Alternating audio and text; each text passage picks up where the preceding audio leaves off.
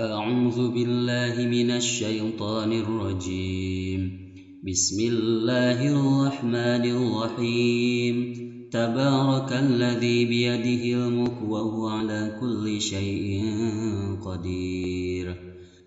الذي خلق الموت والحياة ليبلوكم أيكم أحسن عملا وهو العزيز الغفور. الذي خلق 7 سماوات طباقا ما ترى في خلق الرحمن من تفاوت فارجع البصر هل ترى من فطور ثم ارجع البصر كرتين ينقلب إليك البصر خاسئا وهو حسير. ولقد زينا السماء الدنيا بمصابيح وجعلناها رجوما للشياطين وأعتدنا لهم عذاب السعير. وللذين كفروا بربهم عذاب جهنم وبئس المصير. إذا ألقوا فيها سمعوا لها شهيقا وهي تفور تكاد تميز من الغيظ كلما ألقي فوج سألهم خزنتها ألم يأتكم نذير قالوا بلى قد جاءنا نذير فكذبنا وقلنا ما نزل الله من شيء إن أنتم إلا في ضلال كبير. وقالوا لو كنا نسمع أو نعقل ما كنا في أصحاب السعير فاعترفوا بذنبهم فسوقا لأصحاب السعير. إن الذين يخشون ربهم بالغيب لهم مغفرة وأجر كبير.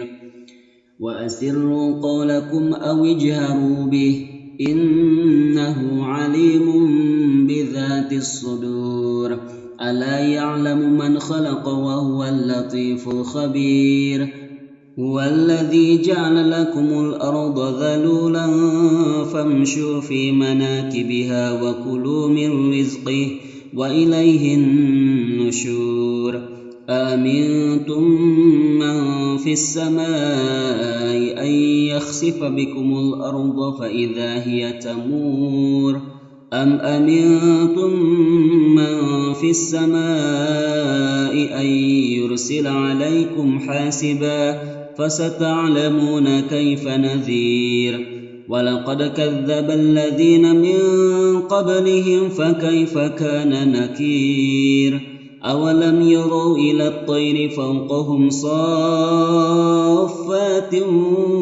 ويقبض ما يمسكهن إلا الرحمن إنه بكل شيء بصير.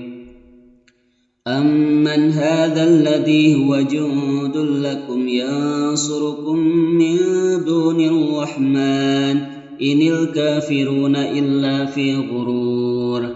أمن هذا الذي يرزقكم إن أمسك رزقه بل لجوا في عتو ونفور.